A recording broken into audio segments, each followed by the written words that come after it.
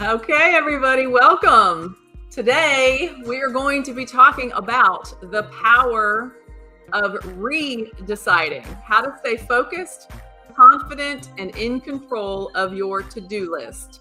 I am Andrea Anderson, CEO of Productive Environment Institute. I am here in Carolina Beach, North Carolina, and joined by... I'm Barbara Hemphill, founder of Productive Environment Institute in Raleigh, North Carolina. And we are excited to talk to you about the power of re-deciding. What does that mean? If you know Barbara or you know PEI or what we teach, what we do, maybe you're new and you don't know. So I'll just tell you now. Barbara's famous quote is, "Clutter is postponed decisions." Okay, so sit with that for a minute. Clutter is postponed decisions. And what we talk about often in PEI is that there's seldom just one decision to be made, right? And we talk about clutter is postponed decisions mostly as it relates to paper, and then eventually email. Barbara still known as the paper tiger lady, and so it's all been paper related, right? I'm gonna stay on the slide for just a minute, then I'm gonna jump off so you can see us better. But so it's always been about paper and email. Clutter is postponed decisions. My desk is piled up because I haven't dealt with the paper yet.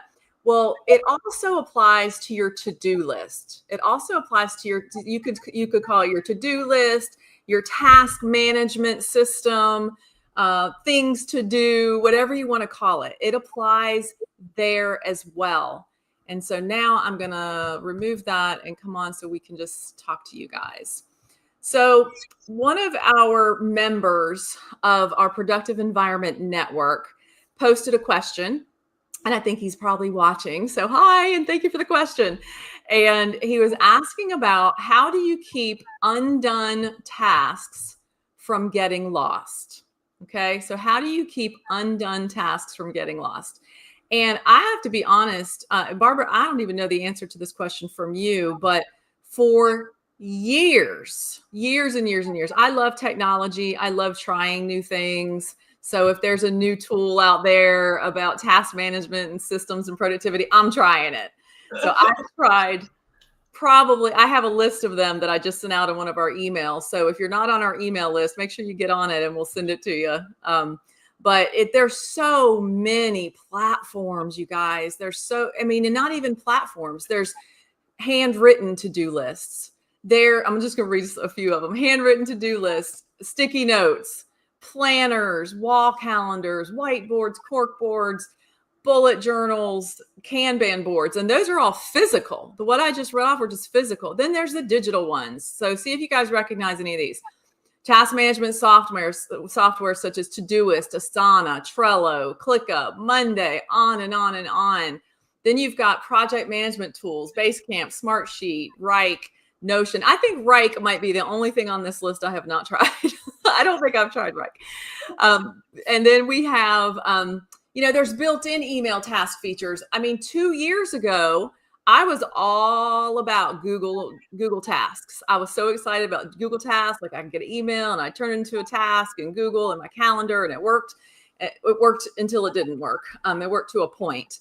Notepads, spreadsheets, mind mapping tools. A lot of people just say, well, I just use my phone. I just use my phone reminders. So in that case, if that works for you, that's fantastic. But there's really no context around that. There's just a reminder to do something, right? And then there's voice notes, voice memos. Barbara, I think you've done that in your car. You'll send yourself a message. All of these things are fine. And then there's a hybrid. There's a mix of paper and digital. And I did this for a while, planner pad plus Google Calendar. So I had a physical planner and I had a Google Calendar, and I did a hybrid. Some people use spreadsheets along with handwritten notes. Some people use sticky notes, but transfer to digital later. And I think that's fine. There's nothing wrong with any of these systems, except for the most unreliable one of all, I believe, is it's relying on memory. Like I'll just remember it, trying to keep everything in your brain, right? So that one's probably not ideal. Email inbox as a task list. You're reading and you're thinking, oh, I need to do that, but you're not capturing any next actions, right? Or random scraps of paper with no central system. So I have done probably 99.9% of these things. Barbara, how about you? Have you done a lot of these things through your years? Not very many of a few of the digital ones Yeah. I've done and paper ones. Because I don't like change a lot and I'm overwhelmed by clutter. I pick something and I pretty much stick to it. And I think one of the interesting things is I remember when I was president of the National Association of Professional Organizers, and somebody would come in and they would want mentoring stuff. I'd say every single person is going to tell you something, a way you should do something, and it will probably work, but it doesn't mean it's going to work for you. Right. And I think we often in PEI talk about our 4 questions. Does it work? Do you like it? Because if you don't like it, it won't work for long, because eventually you'll get fed up with it. The third one is, does it work for the people it impacts, which is, I mean, in a family, in a community activity kind of group, in a business, that is absolutely essential. And then the fourth one is, can you recover quickly? Because messes happen. I mean, you have everything done. And so whatever you use has to be something that you can say yes to those 4 questions. Right. And back to your point of saying it, just because it's a great system or it's worked for others doesn't mean it's going to work for you. And it also doesn't mean it's going to work for you for long, or forever, your life changes, things change. So we've gone from, all physical, planners to all digital. I still like a little bit of both. I like, handwriting things down. So that's a piece. But what happened with, the planner pad, that's the physical, most recently used for me, physical planner that I've used. And it's a great system. It aligns perfectly with our SOAR methodology. However, every week, like if you do, and let's get back to the question is, well, how do you handle on tasks that didn't get done in the planner pad? And I think this would be the case with most planners too, in a certain way, but you might have a whole week of tasks, you didn't get them done. And then you flip the page and you rewrite them. Okay. And that actually aligns with our methodology because it's making you pay attention to that task. Right. Yeah. It's like, and so, yeah, but that was incredibly time consuming, but I like that method. What happened with these digital tools, and if there's one out there that doesn't do this, and let me know. But what I found, as much as I liked Google Tasks at first, if you didn't finish a task that you had, it would automatically roll it forward, which sounded great. It's like, oh, good. I don't have to move this forward. I won't lose the task because the system is automatically moving it forward. Okay, well, that's also where the challenge is. Because Barbara, you taught us this with the Swiftfile. Let me pull up a picture of the Swiftfile. Okay, some of you have this, some of you don't. The Swiftfile, Barbara's got one right next to her, and I do as well. Today is right there. Yep, and I remember you teaching us. So, guys, just very briefly, the Swiftfile is a place. It's 1 through 31 folders and January through December folders. And it is a place to put paper that is related to a task. So if you think about that, I need to do something and I have a document. I have a physical piece of paper that goes along with that. Rather than that getting lost in a pile on your desk or on the floor or behind you or on the kitchen counter, wherever, you look at your calendar, that's important, and you put it in the folder that represents the day that you plan to do it. Okay, so that's really where our theme or our concept of what's the next action and when. Okay, what's the next action? What do I need to do? And when will I do it? Okay, those 2 things are really important. And a lot of these other systems don't address both of them. Okay, I've got a follow-up email that I'm going to share some additional things about those systems. But so you look at this, and then what, Barbara, you taught me this 20 years ago in 2005. You said when that folder, the day that I'm planning to work on all these things, when that day came and I didn't get those things done, you said, do not just pull them all out and put them in the next day folder. That was huge because that's what I was doing. What most people do. Exactly. So can you talk about that, and then I'll pick it back up. Well, the idea is you have to re-decide. So you have to be realistic about what really is going to happen. So and what happened with the Swiftfile and with every other tool, when you're using Google, it was finally, there was so much in that day, it overwhelmed you and say, well, this doesn't work, and you abandon the whole thing. Amen. So you said earlier, that it changes. So I had those 4 questions. We say, like, every 6 months, you say, does it still work? Do I still like it? And that's when you know whether that works or not. Mm-hmm. So because you have to be realistic, and having a system that allows you to say, okay, I didn't do this today. My system tells me that tomorrow I'm not going to have time to do it either. So moving it in tomorrow is not going to answer it. So first of all, it gives you an opportunity to say, what's the worst thing that will happen if I didn't do this? Because one of the myths is that if we just had the right tool and we just got organized enough and we didn't procrastinate, we would be able to do it all. And that's a lie for everybody that I work with. So that moment is a time to say, okay, can I delegate this? Is there a simpler way I can do this, or can I not do it at all? Then you say, no, I have to do it. So now you have to have a system, and not everybody has one. That's what we're going to talk about, where you can say, okay, when is the next day when I could potentially do this? That's right. That's right. And you can look at that calendar. Again, we always have a calendar. This is just an image. I just grabbed this little screenshot. But normally we have a calendar either hanging in front of the Swiftfile with the current month, or Barbara, I think yours is on the wall, or it was. But not since I've remodeled. It's not now. It's okay. Now it's on the front. Now it's on the front. So you always want to have a calendar. Now that calendar that's hanging on the front is not the calendar that you use to put down all your all your dates and things like that. This literally is just for looking at the calendar and saying, okay, when will I most likely do this? Well, let's explain the real reason, because part of what the value of a Swiftfile is to make habits about things. Mm-hmm. So the best way I can explain this is, when I was a little girl, we weren't allowed to work on Sunday, but my mother taught me that Sunday was a great day to write thank you notes or send cards. And that became a habit.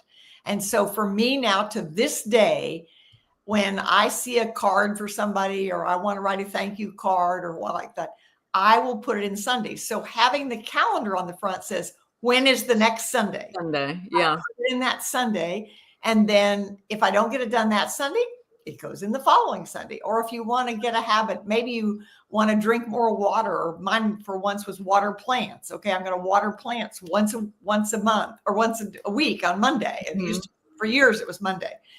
And then I would look at the calendar and say, when's the next Monday, and put it in. So that's the reason you don't write on that calendar. Right. It's to help you know how to block things out. What days do you do things? Within our company, we have certain days when we do certain things. So we can just get the calendar and say, oh, Wednesday, that's the day I do that. So it goes in the next Wednesday. Yeah. Yeah. You could have, some of our clients love putting themes on days like Money Monday, or Finance Friday, or Workshop Wednesday, or, work on a project Wednesday, whatever. So having those themes, and then being able to look at the calendar and pick those days. So, okay. So the Swiftfile is a physical thing, right? For physical pieces of paper related to tasks. So what about the digital? So like I said, most of those platforms that I read off to you have what they thought was a good system, and that's just moving everything you didn't check off, moving it to the next day, because it doesn't know you. Even with AI now, guys, I love ChatGPT. I use it for a lot of things, but it doesn't know if I didn't do this task today, it doesn't know when would be my next most likely time. Now, I know there are tools that do that. They look at your calendar and they say, okay, you're going to do this. I cannot even think about using something like that. I think one of them is Motion. I don't know. I've seen the Facebook ads. If anybody's using that and likes it, let me know. But it decides for you, and I cannot go there. So well, that's because Andrea, I think the reason for that is that we at PEI talk about the art of organizing. Right. That's the real key to this. People say, what should I do? And we say that's the wrong question. The question is, what will I do? And that's what we're enabling people to do. Exactly. And that's why the title of the email that if you're on our email list you got today, look for it if you haven't seen it, but it's why your to-do list needs you. Okay. You are in control. And I think as much as I love technology and automation, there are some things that we just should not automate. And that would be making decisions about when you're going to do certain things, because it doesn't know your energy and how you're feeling about, where your focus wants to be that day or whatever. So anyway, the person that asked the question had watched a demo of our SOAR board. Okay. So we have a product that we built on top of an existing piece of software. We are not software developers. Okay. But we built a framework on top of an existing piece of software that we use, and we call it the SOAR board. And SOAR means systemize and organize with action and reference. We teach in our SOAR program that everything is either an action, something you need to do, or a reference, something you just keep for future reference, right? That sounds so simple. That's the initial decisions, right? Whether you need to act on it, keep it, or toss it. Okay, ART, A-R-T, act, reference, or toss. Okay, so in our SOAR board, let me show a picture. Just a little sample of what the SOAR board looks like in the action section. So the first box is an inbox, and we call it, instead of a brain dump, I never really liked that term. We call it a capture quest. It's more fun, it's adventurous, and this is where we gather up all of the things that from places, sticky notes, messenger apps, all kinds of places, ideas. You're just gathering everything in one place. And then you're deciding what's the next action. If it is an action, what is the next action and when? If it's not an action, maybe it's something you just want to save for future reference, and you just click and hold and drag the little bullet over into, there's a whole little drop down in here, and you file it away for future reference, and then you find it later. But we're going to talk about action.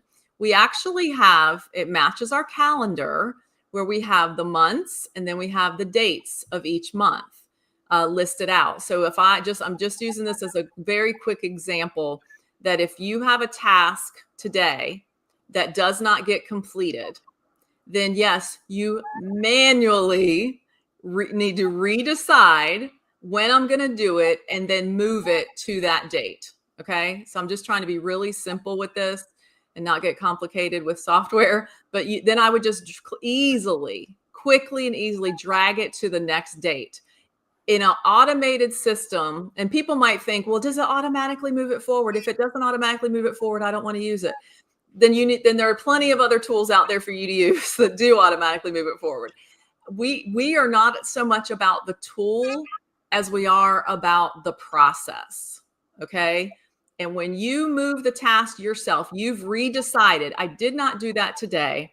The next most likely day I can do it is September 1st. So then you're going to click and drag that task to September 1st. And you can do, I had so many things I had collected over here, and it took me about 15 minutes to sort them where they were going to go.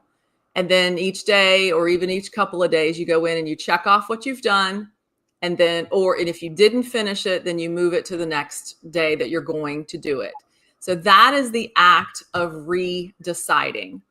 It does. Oh yeah, go ahead, Barbara. Well, I was just going to say, I think one of the other words that we use, we talk about productive environment being an intentional setting in which you can accomplish your work and enjoy your life.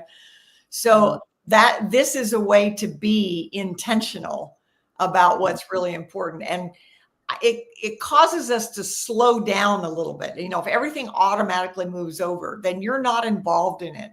And I think in order to improve the quality of our life, we need to slow down enough to stop and say, it's like when my paper's in Swiftfile and I didn't get it done that day. Am I really going to do it? I mean, really be intentional about it. And it's the same with moving things in SOAR. I just love SOAR board. I'm not a technology fan at all. I mean, I've learned to do it because I had to. That's what I was paid to do. And I got good at it and I taught other people to do it. I'm not a fan of it. But I am an incredible fan of Swordboard. It has changed my life because it's very easy for me to use. I can do it on my phone, which is a huge blessing.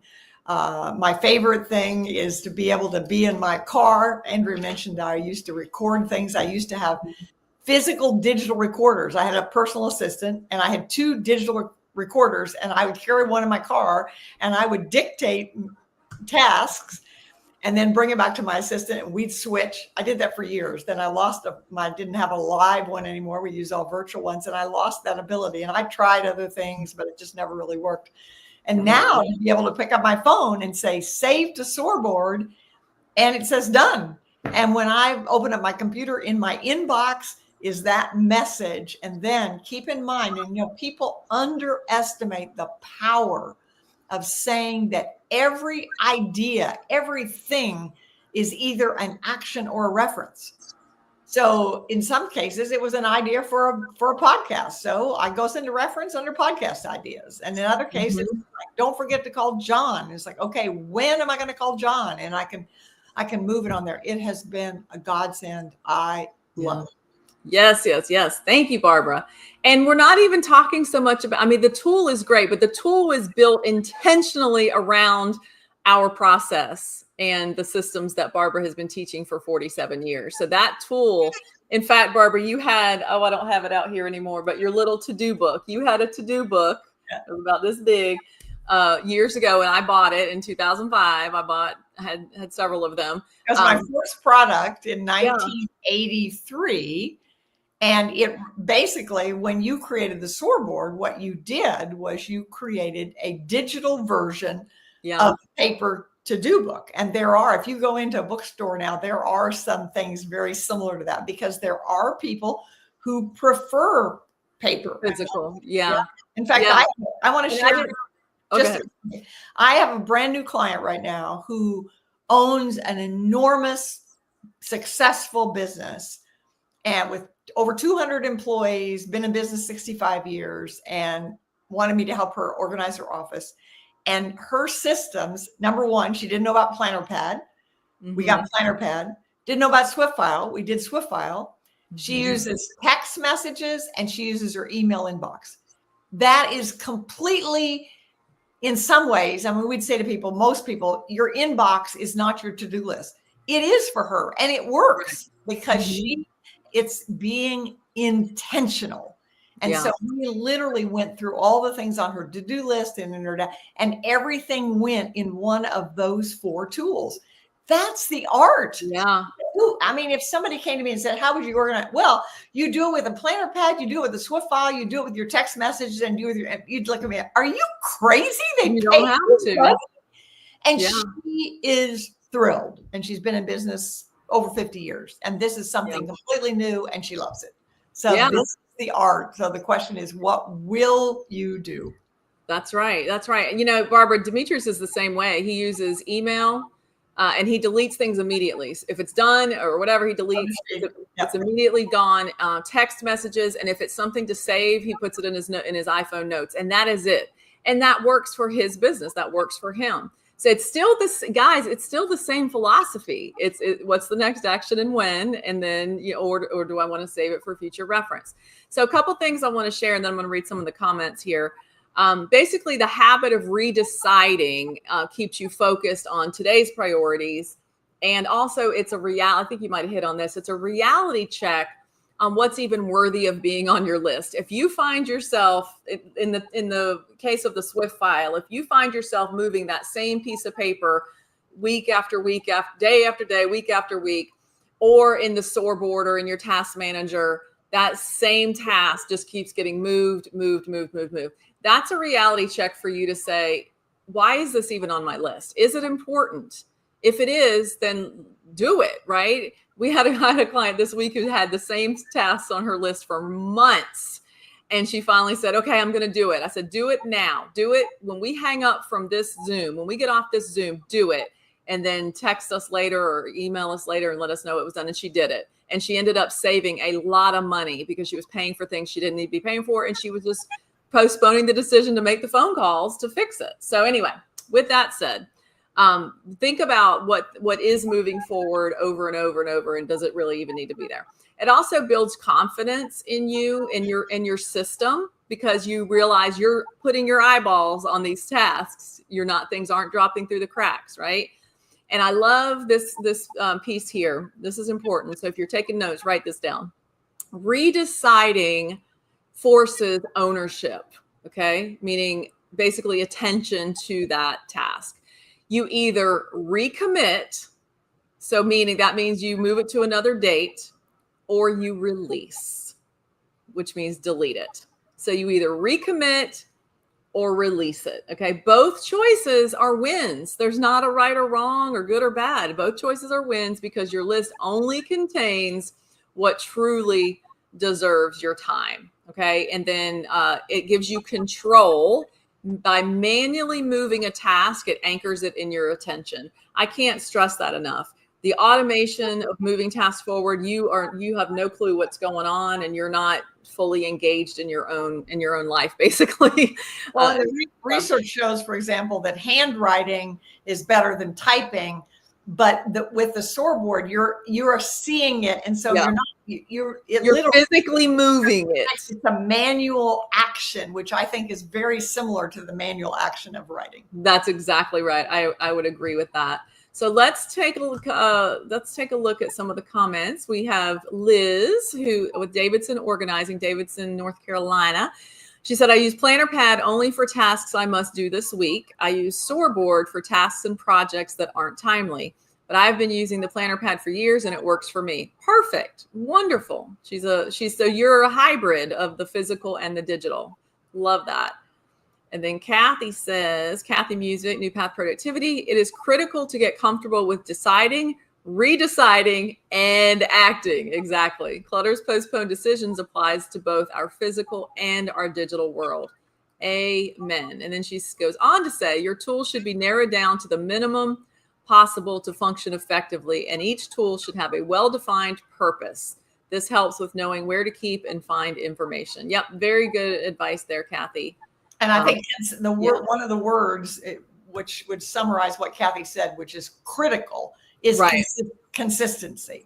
It matters much less what or how you do it than you do it consistently. Yeah. But the key is, if it isn't done in an artful way, you're not likely to be consistent because you'll get annoyed or bored or frustrated. Exactly. One key point, I'm glad you said that. I'm going to bring this back up. What you can be inconsistent with, if you choose to, if you're like, I don't want to be, locked in and have to do everything a certain way, use the inbox. That means you can use any and every tool that you choose. You can use a sticky note. You can capture information on your phone. You can capture information from your messenger apps, but they end up here. They all end up in the inbox when you do a capture quest and you put them all in one place. You can do what Barbara does and speak into it. I do that too when I'm doing something around the house, and I'll just say, oh yeah, I need to get that. I'll just say, save to Scoreboard, and it'll add it for me. So the tools you use to capture the information, you don't have, outside of this, you don't have to be locked into any one thing, but just make sure it gets captured in this one place, in the inbox, if you're going to use this. So that is a key important piece. And then what else was I going to say? I had something else about the actions, but I can't remember it. Oh, Ed's added a picture of the original to-do book. So guys, when I was creating the Scoreboard, I did not even have this in mind. It was in my closet. I've had these. In fact, this is the one I had. And I've had it for 20 years now, but I didn't have it in my mind. But Barbara's system, Barbara, your systems, your tools, your foundation, your principles are timeless. Yeah. And so here we are 20 years later. I think the Scoreboard, I just created that within the last year. I based it on your principles, which match the principles of 20, 30 years ago, 40 years ago. So it's so interesting when you think about it. My daddy taught me half of any job is having the right tool. So that's really a key factor in what we're doing, is helping people choose the tool that they will use. But the principles are the same. In fact, I found an audio cassette of a speech that I had given to Bloomingdale's in New York City in 1988. And I listened to it. It was so funny. First of all, it was like, I also remember I had a temperature of 103 when I delivered that speech. And it was like I was just dumping everything I knew because I wanted to cram it all in, which if you've taken any speech training, you know that's the worst thing to do. But the principles were all the same. And I have to joke now. I'll say to my husband, I'm going to be speaking at such and such. He said, "What's your topic?" And I look at him and say, "How many years have you been married to me?" 38 years. I've been saying the same thing. I mean, clutter, postponed decisions, and reference and action and toss, and on half of any job is having the right tool. All those things are the same. And they're still true. Well, and not only are they still true, they are more needed today than ever before, because every tool that we use is getting more complicated and offering you more options. So when somebody says this platform is this new thing, don't say yes until you decide that it's really going to improve your ability to accomplish your work and enjoy your life. Right, right. Which is why I love SOAR so much. We have a SOAR program. We have members of the program, and it's the goal isn't to come in and cram all the information. Like, it's like a binge watching all of the trainings and cramming for, like you're cramming for a test. No, the idea is to learn with a group of people that are similar. Everybody in the group has some similarities, and then to create and sustain those habits. It's not about the tool. It's not about even the principles. They're important, but you can learn the principles, but it's creating those habits to sustain your success. And that's what we do as a community. So I invite you, if you are not familiar with SOAR or the SOAR board and you're curious, go to lesscluttermorelife.com. That's kind of your entree, I don't know, to us. There's a 12-minute little training video there. It just kind of gives you an overview of what we're about, what we teach.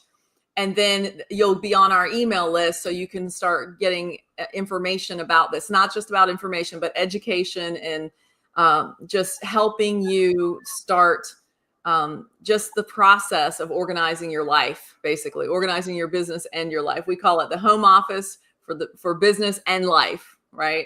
So check that out, lesscluttermorelife.com. And you will also be reminded of our upcoming pep talks. We go live every Tuesday.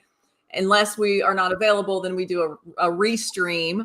Like a redecide, we do a restream on specific Tuesdays, but mostly we're live on Tuesdays at noon Eastern. So please be sure to go to our YouTube channel, like this video, share this video, and subscribe to our channel. Thank you so much for joining us, and we'll see you on the next Pep Talk. Bye.